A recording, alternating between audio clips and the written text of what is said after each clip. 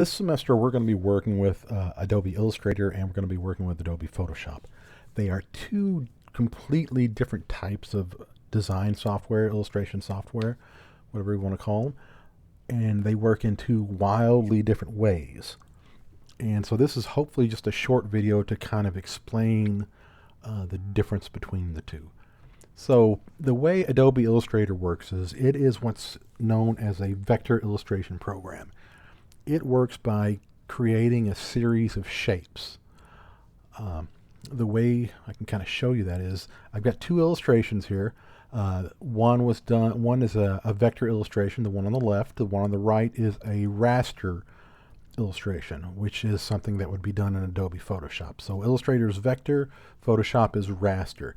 Right now they look exactly the same. And I can zoom up a little bit and they still kind of look the same.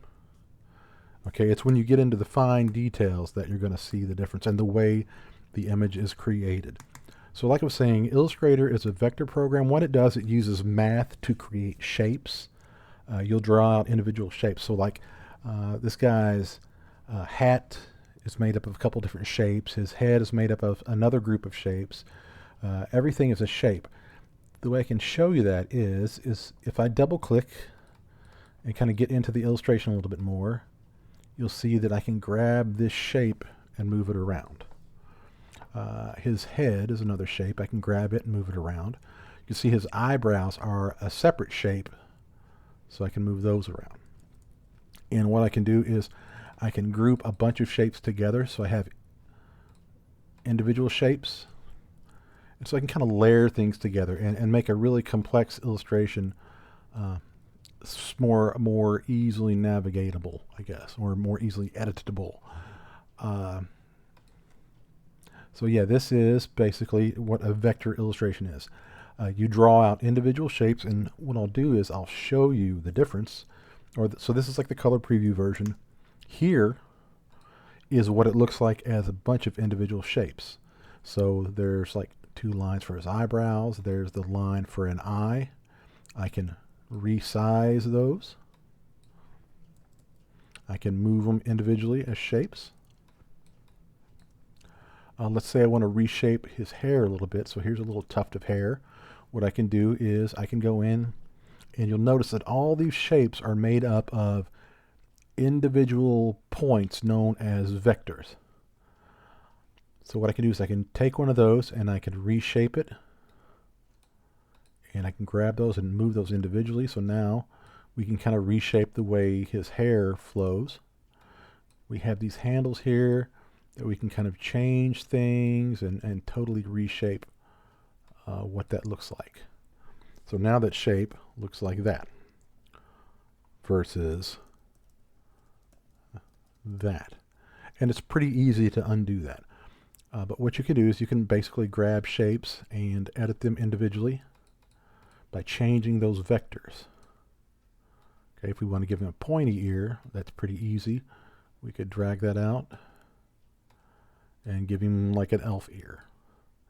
And then we can grab this shape and drag it to kind of match that also. So it's really easy to make changes like that in a vector program because everything you see is its own separate shape. And what it does is it connects these vector points. It uses math to connect a point to another point and figures out what that line should look like. Now there are tools that you'll use to draw your shapes. You don't have to think about that. But just know that basically a vector program is a lot of individual shapes that you have control over by changing these points right here. Okay? Now, a raster program, the other thing about a vector program is you can zoom in and zoom in and zoom in, and you keep these nice, clear, clean lines. That's because it's just recalculating that shape, and because that shape is just a series of dots connected by a line, it stays really clean. Now this same illustration as a raster image, if I zoom in here, it looks pretty good, looks pretty close, but as I zoom in even closer, what I'm going to find is this illustration is made up of millions of individual squares of color, known as pixels. So now say I want to do that same thing and select his hat. Let's just get the move tool. If I click and drag it, it moves the whole image because it's basically grabbing that entire document full of pixels. So if I want to change something in a raster image, I have to go in individually and change a color. So if I want to change this shadow on the band of his hat to, let's say we want to change that band to red. Well, what I've got to do is I've got to find a way to change these individual pixels. So kind of the first thing I think of is, well, we just repaint it. So then we go in and we get our paintbrush and we pick a red. And we can go in and start to paint over the top.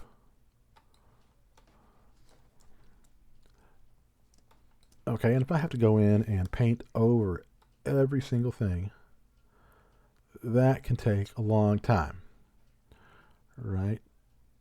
And then you've got to try to get it straight and draw straight, and your edges, you've got to kind of line those up. So a raster image is a lot more difficult to change. Now, if I want to go in and change this tuft of hair again in a raster program, I've got to go in and I have to basically redraw that and replace all of those pixels with a different color. So with rasters, you're just basically replacing all those individual squares, and then I'd have to go in and paint over the old one.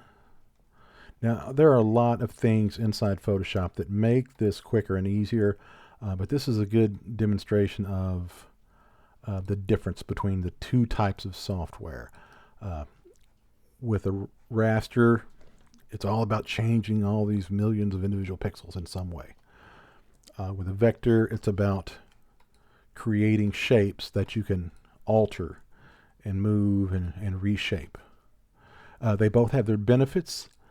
Typically, a raster image, one from Photoshop, will allow you to get a more photorealistic look, whereas a vector image always looks a little more hard-edged, a little more illustrative. You can't, it's really hard to get that photorealistic quality in a vector illustration. But it's basically, they are two different tools for two different types of illustration. They both have their benefits. So that's what we're going to do this semester. The first half of the semester, we'll be working with vector images, and then the second half we'll be working with raster images. Okay.